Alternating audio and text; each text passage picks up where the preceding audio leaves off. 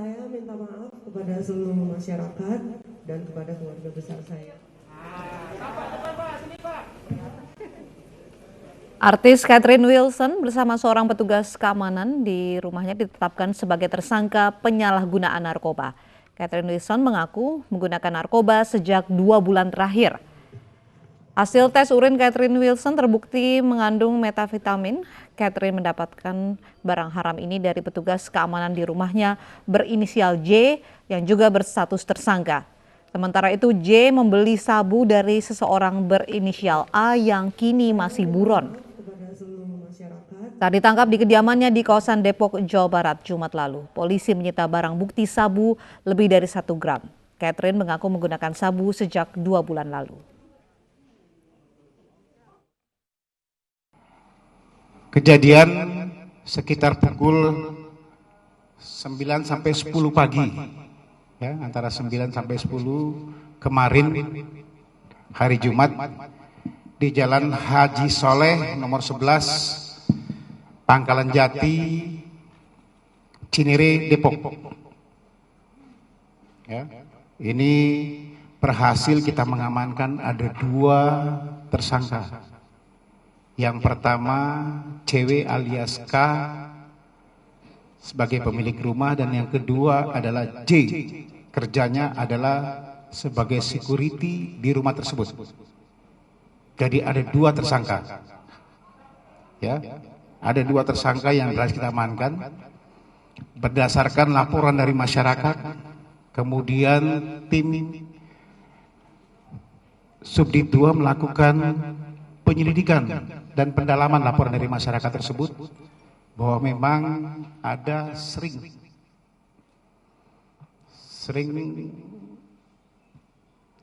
PSKJ ini, ya, membeli barang haram dan penggunanya adalah si pemilik rumah, cewek. Berdasarkan laporan tersebut kemudian kita lakukan penyelidikan, kita lakukan pendalaman, dan terakhir kita lakukan penggeledahan di kediaman cewek ini, dan kita temukan, kita amankan cewek alias K bersama dengan J security-nya. Barang bukti 2 klip kecil sabu-sabu. Beratnya yang klip pertama hampir 0,66 gram lah ya. Kemudian klip satu lagi 0,43, sekitar 1 gram lebih. Ya, 1 gram lebih barang bukti yang kita amankan langsung dari tas milik cewek bersama alat hisap. Ya, sudah beredar juga di beberapa media dan kita temukan langsung.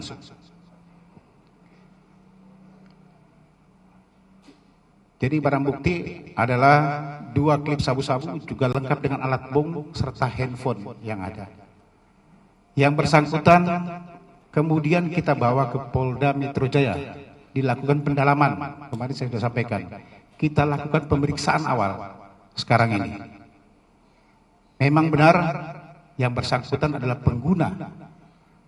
Yang pertama hasil tes urin positif. Kedua-duanya itu adalah metafetamin, baik cewek maupun J. Ya, baik cewek maupun J.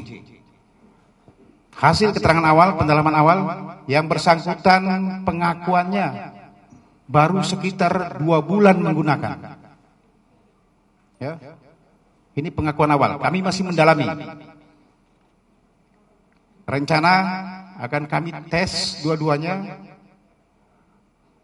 rambutnya, ya, kami akan tes rambutnya nanti untuk kita bisa mengetahui sudah seberapa lama yang bersangkutan menggunakan barang haram ini. Nanti akan ketahuan. Ya, rencana kita hari ini akan kita masukkan, mudah-mudahan secepatnya nanti kita dapat hasilnya. Biasanya 2-3 hari kita sudah bisa mendapatkan hasilnya. Ya, nanti sambil berjalan. Jadi pengakuan awal sudah 2 sampai 3 bulan dia menggunakan. Masih ada satu lagi yang masih kita lakukan pengejaran. Inisialnya adalah A. Dia menjadi DPO Subdit 2 di Narkoba Polda Metro Jaya. Karena memang J ini suruhan atau security kerjanya, suruhan dari cewek untuk membeli kepada A. Artis Catherine Wilson tak hanya kali ini tersandung kasus hukum. Tahun 2014, Catherine sempat diperiksa oleh KPK karena tersangkut kasus korupsi dan pencucian uang. Dan di tahun 2015, namanya kembali ramai diperbincangkan atas kasus prostitusi.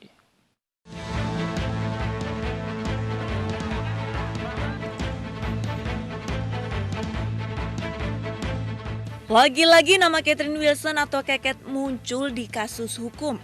Pada awal tahun 2014, publik dikejutkan oleh artis berdarah Indonesia-Inggris ini yang tersangkut kasus korupsi dan pencucian uang.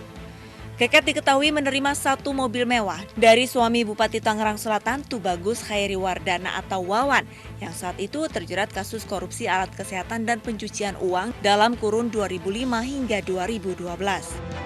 Saat diperiksa, Keket mengakui bahwa Wawan memberi mobil berjenis Nissan Elgrand seharga 650 juta kepada dirinya.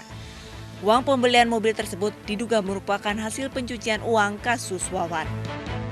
Setahun setelahnya, yaitu Mei 2015, nama Catherine Wilson kembali mencuat. Namanya ramai diperbincangkan setelah polisi menangkap muncikari berinisial AA dan artis RA saat melakukan transaksi dengan pria hidung belang. Polisi menduga bahwa AA memiliki sederet nama artis yang tergabung dalam jaringan prostitusi. Waduh. Ya orang sih boleh ngomong apa aja ya, tapi emang ada buktinya enggak gitu. Kini Catherine kembali berurusan dengan hukum. 2 paket sabu yang ditemukan di kediamannya menjadi tiket polisi untuk menjeratnya dengan kasus kepemilikan narkoba.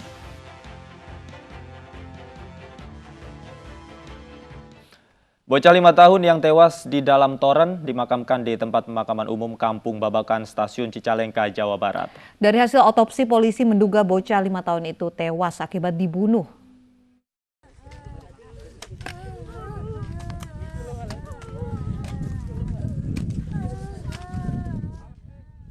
Tangis haru mewarnai pemakaman bocah 5 tahun yang ditemukan tewas di dalam toren tempat penampungan air di Kampung Babakan Stasiun Cicalengka, Kabupaten Bandung, Jawa Barat kemarin. Bahkan nenek dari almarhum bocah 5 tahun ini sempat pingsan saat cucunya dikebumikan di tempat pemakaman umum yang tak jauh dari rumahnya. Sebelumnya bocah bernama Aulia ini ditemukan tak bernyawa di dalam sebuah toren tempat pengisian air di lantai 3 rumah korban. Dari hasil otopsi, polisi menemukan luka di lengan kiri korban. Polisi menduga Aulia merupakan korban pembunuhan. Ditemukan adanya luka gores di tangan kiri korban. Jadi kami menduga ada korban ini adalah diduga korban pembunuhan. Hingga kini polisi masih menyelidiki tewasnya bocah 5 tahun ini. Dari hasil otopsi, petugas juga mengumpulkan keterangan dari para saksi dan keluarga korban. Dari Bandung, Jawa Barat, Mujib Prayitno, iNews melaporkan. Kita beralih ke informasi lain, pemirsa. Hanya karena perkara warisan, 3 orang anak di Tapanuli Utara, Sumatera Utara menggugat ibu kandungnya sendiri ke Pengadilan Negeri Tarutung. Ketiga anak tersebut kesal lantaran sang ibu menjual rumahnya tanpa sepengetahuan anak-anaknya.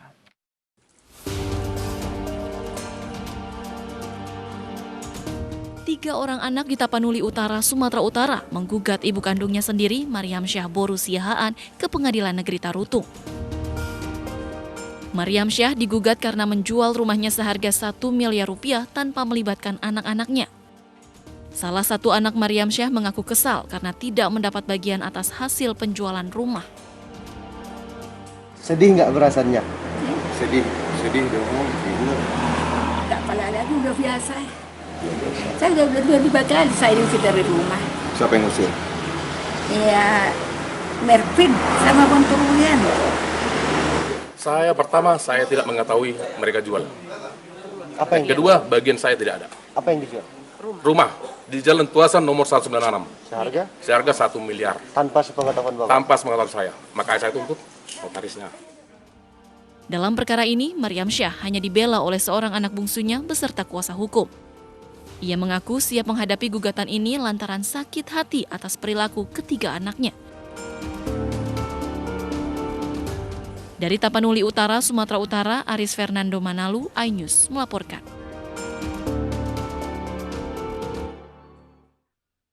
Selengkapnya terkait anak gugat ibunya karena harta warisan sudah bergabung bersama kami Mariam Sah Siaan, ibu yang digugat oleh ketiga anaknya. Selamat sore Ibu Mariam.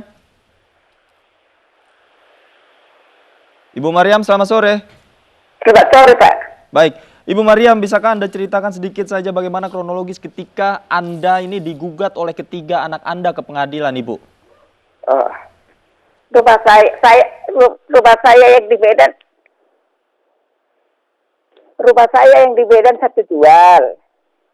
Memang nggak sama siapa saja pun saya bilang itu, Pak. Karena memang itu udah diserahkan orang itu sama saya, Pak. Surat-suratnya semua kan hari itu kan, makanya dibikin itu, pernah saya diusir dari rumah. Sudah diusir dari rumah, kami sama anakku, sama anakku dua, keluar dari rumah kira-kira jam 10 pagi. Nyampe kami, sorenya kira-kira jam 3 kami pulang ke rumah. Jadi datang ada di sini biar saya, kan saya suruh dua di sini menjaga rumah saya karena udah orang itu dua udah di sini. Jadi datanglah DPR-ku ini dan tulang bukan mau minta mau minta damainya orang itu katanya. Katanya sama tulang katanya. Saya bilang, nggak mungkin lah. Pikirlah dulu. Baru diusir. Kok minta perdamaian? Nggak mungkin. Itu ocek-ocek saya bilang. Jadi datanglah si DPR-ku ini sama si Medan Suku yang di sini. Dibilangnya. Betul, Nantulang. Apa yang Nantulang bilang nanti minta sama orang itu, akan dikasih orang itu. Katanya, oh syukurlah pikir saya. Jadi, terus aku bilang lah, kembalikan harta saya sama saya. Jadi, tinggilah bariku ke situ, ke rumahnya. Jadi, pulang orang itu, tidak ada bilangnya. Orang itu mau Nantulang, katanya. Oh, oke lah, kalau gitu. Terus kami melapor sama notaris, biar dibikin surat itu semua. Sudah itu, kayak mana lah acara adat Batak. Beli apalah. Berani untuk acara perdamaian. Jadi, udahlah, makanlah kami di rumah. Bagus-bagus. Datanglah notaris sekalian dudang itu. Dibacanya lah satu-satu sama orang itu kan. Sudah jelas? Sudah Pak, katanya. Jadi, udahlah, tanda tangan ya.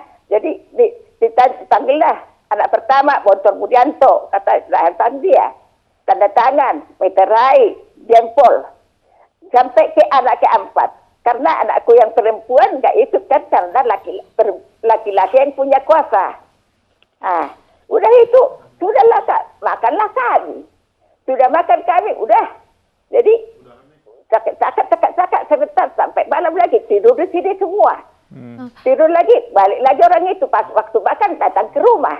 Makan lagi hari besoknya. Karena Ibu Mariam, maaf saya potong Ibu. Anak Ibu ini merasa tidak mendapatkan bagian begitu dari penjualan rumah tersebut. Sebenarnya rumah ini miliknya siapa Ibu? Saya punya semua. Aku yang bangun, Bu. Kami yang bangun yang di Medan itu. Orang ini masih SMA di situ. Jadi rumah tersebut adalah milik Ibu atas nama Ibu, kemudian Ibu jual begitu? Iya. Atas nama bapak kami dulu. Jadi kan udah ditandatangani yang penyerahan hak itu sama saya. Kan sudah hak saya, Bu. Betul. Udah, makanya nggak bilang sama siapa-siapa. Karena udah hak saya semua. Baik, baik. Jadi ini hak Ibu. Tapi Ibu saat mengetahui Ibu digugat oleh ketiga anak Ibu, apakah sudah ada mungkin mediasi sebelumnya pembicaraan dengan ini kan anak Ibu sendiri begitu, anak kandung Bu, mengapa tidak dibicarakan secara kekeluargaan dulu sebelumnya? Nggak, udah ini Bu, sejak meninggal bapak kami. Udah terus-terus begitu perdamaian. Kedua kali lah itu Pak saya diusir dari rumah. Jadi nggak perlu lagi saya rasa. Orang di sini pun teman satu marga pun sudah dulu 2 tahun lalu itu. Hula-hula saya pun sudah dulu. Jadi nggak tahu lagi saya kayak mana.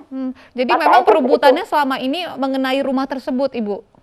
Nggak ada pun.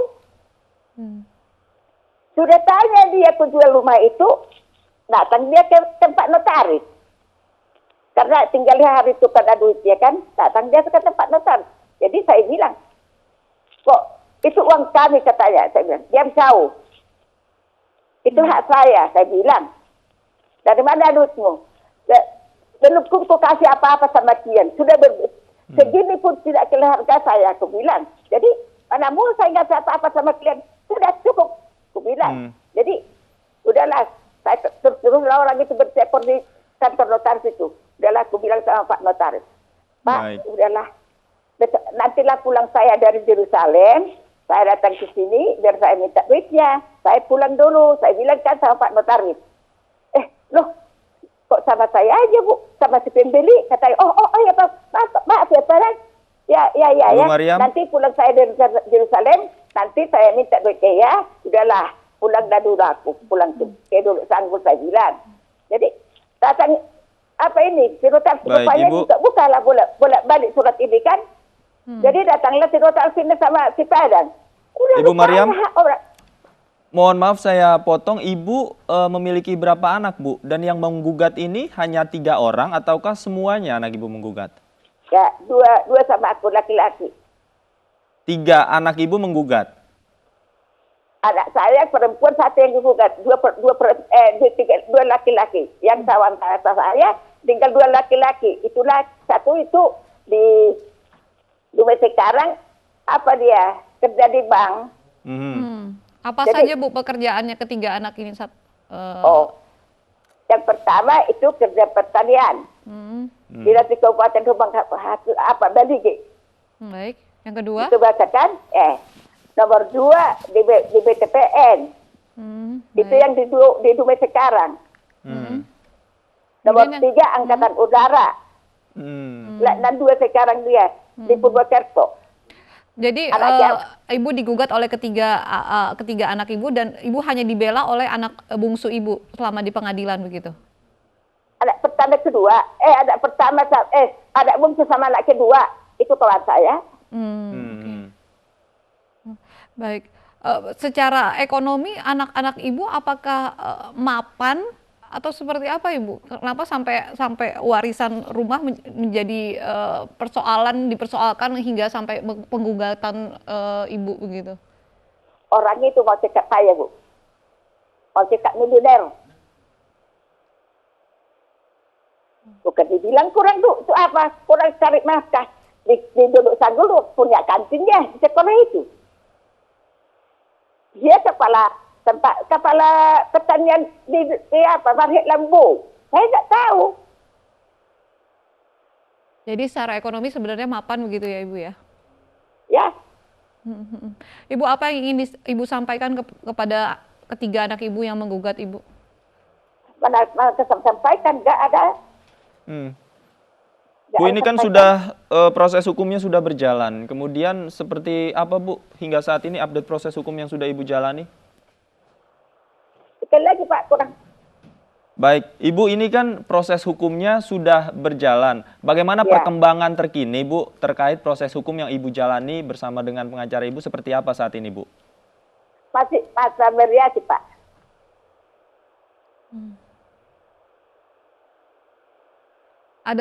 Sudah ada ini Bu mediasi sebelumnya dengan anak-anak Ibu?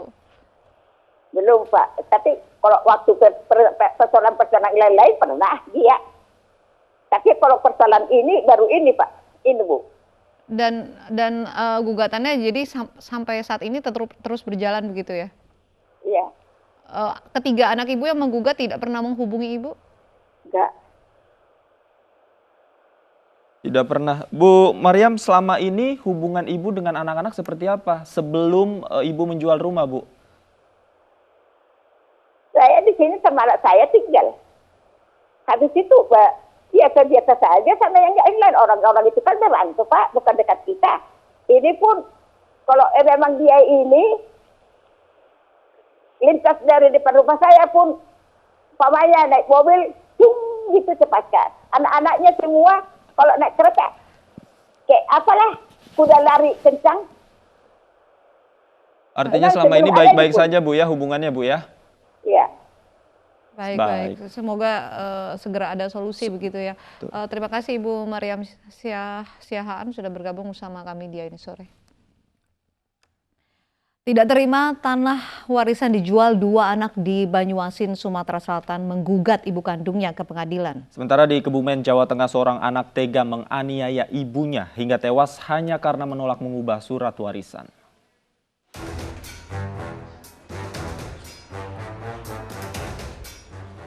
Dengan menggunakan kursi roda, Damina, wanita 78 tahun ini datang ke Pengadilan Negeri Pangkalan Balai Kabupaten Banyuasin, Sumatera Selatan. Damina digugat oleh 2 anak kandungnya karena menjual tanah warisan tanpa melibatkan mereka. Damina menjual tanah sisa yang dimilikinya untuk keperluan hidupnya sehari-hari dan biaya berobat ke rumah sakit. Sini Bu. Dipanggil anak-anak. Iya, itu karena apa Bu? Karena saya menjual tanah. Terus? Malahan tanah itu sudah dibagi-bagikan semua sama anak-anak. Terus? Tapi sekarang timbulnya cak inilah. Sekarang Ibu kenapa? Dilaporkan atau seperti apa? Digugat atau seperti apa? Tergugat. Digugat Bu ya? Anak kita durhaka dah. Durhaka. Durhaka.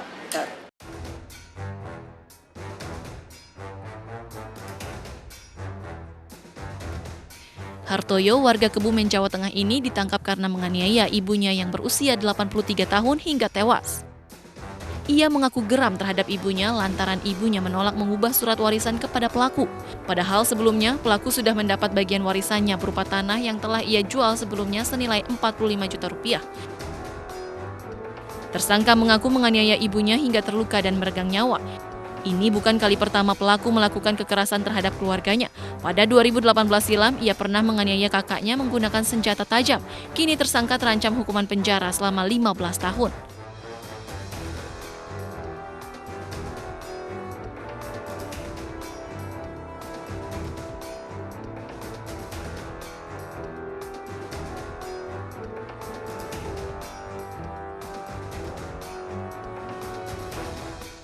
Di Lombok Tengah, Nusa Tenggara Barat, seorang polisi melampiaskan kegeramannya kepada pria warga desa Ranggagata, Praia Barat Daya, Lombok Tengah, yang tega melaporkan ibu kandungnya gara-gara sepeda motor. Semula, sang anak berniat melaporkan ibu kandungnya Kalsum dengan dugaan penggelapan sepeda motor warisan ayahnya. Polisi kemudian menawarkan solusi lain, yakni memberikan uang seharga motor yang diperkarakan, tapi dengan catatan niat melaporkan ibu kandungnya ke polisi dibatalkan.